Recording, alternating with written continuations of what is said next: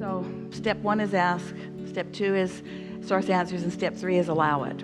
These days, we're calling it allowing, but we're saying to you, in order to allow, you got to be in the receiving mode.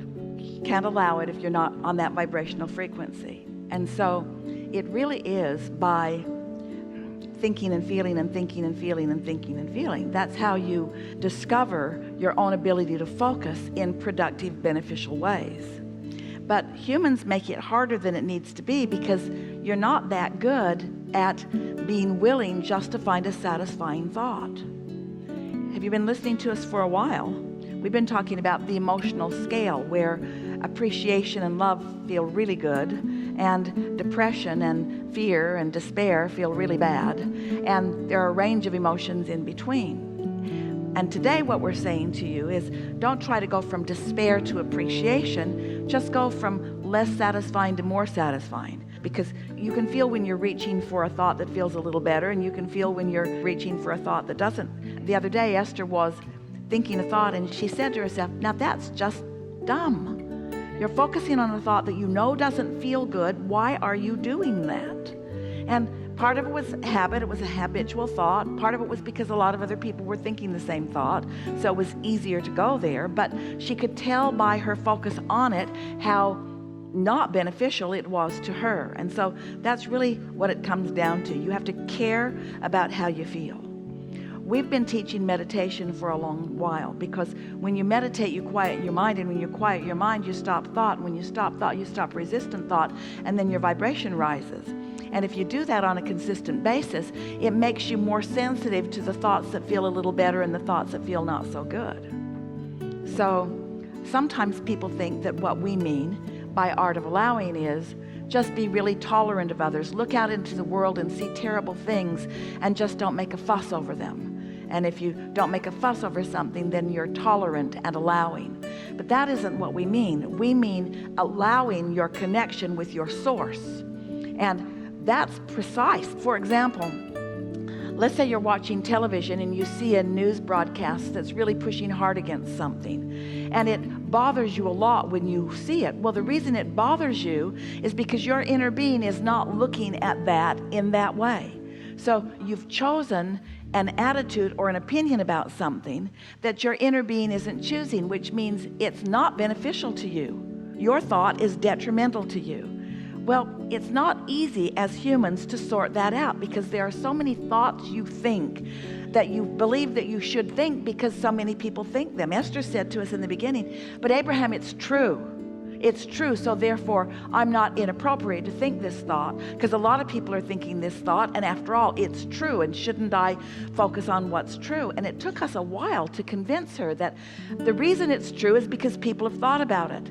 And if she wants it to be true for her, then she can keep thinking about it. But if it's uncomfortable as she's thinking about it, it's going to get more and more uncomfortable as this unwanted thought turns to an unwanted thing, because everything is in the state of becoming. And so this all comes around to just deciding, hey, I got to focus. I got to focus, but I'm not focusing my thoughts. I'm focusing my emotions.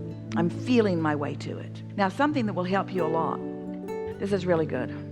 If you can make the distinction between a thought that I'm thinking and a thought that I'm receiving, because the goal is to get tuned in so that you can receive that broader point of view, the advantage point of view.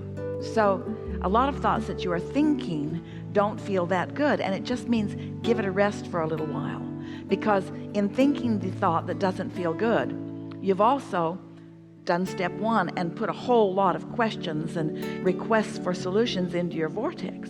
And so your inner being is all over it. Your inner being is creating a route for you, a specific route just for you, because your inner being knows what all your resistant points are. So your inner being knows exactly how to answer your question. Your inner being knows exactly how to get you there. So you kind of got to relax and stop thinking and start receiving. Have you ever? Oh, you have. This will help you. So imagine that somebody has asked you a question about something that you're very skilled at, and you know the answer, and you know how to lead them. So you begin to tell them, but they won't stop talking. They won't stop talking. They won't stop telling you what they think and what they've tried that didn't work. And you're wanting to say, You ask me a question, I'm going to give you an answer if you'll just give it a rest. But they won't stop talking. They just keep writhing around in their dilemma while you have a very clear view of what would help them, but they won't stop talking. Well, you're just like that. For the most part, we like to characterize it this way. When you decided to come into your physical body, it was your intention to mix it up with life and spend about 10% of your time developing questions and problems that go into your vortex that Source will help you answer.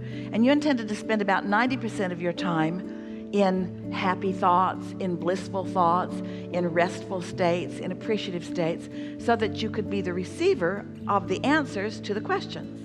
But most humans have that flipped. Most of you writhe in your question. Just keep asking and asking and asking, but it's not working out for me, and it hardly is working out for anybody, and it didn't work out for my parents. We just want to say to you, just give it a rest. Just quiet your mind. Stop all that activity about what isn't wanted. And when you do that, because your question is so vivid and so pointed and so focused, because you've been working on it for a while, when you cool your jets and you stop arguing for your limitations, you'll come out of one of those meditative states and you'll receive an idea. You got that? The next thing is, don't need the first idea to be the blockbuster of all blockbusters of all blockbuster ideas. Let it be a thought about moving furniture. Because if you're not thinking about, well, how's that going to get me to where I want to be, which puts you right back over here, but you're just following the thought. Why? Because it felt good. A good feeling thought will lead to another one and another one and another one, and eventually you'll be to the blockbusting idea, to the blockbusting unfolding, to the solution that is really apparent to you and all others. So your question was, I get the concept of allowing and receiving, but how do I accomplish it? And we say, by being willing to be ready, to be ready, to be ready, to be ready. By being willing to allow the satisfaction to be enough as you go along. That really is the answer. Because, you see, anytime you ask anything, your inner being has a full-blown answer. But your beliefs don't let you hear it. If you knew how smart your inner being is, how we're all together and we know the answer to your dilemmas, but you can't hear them because you're all wadded up in your problems, you see. You got that, didn't you?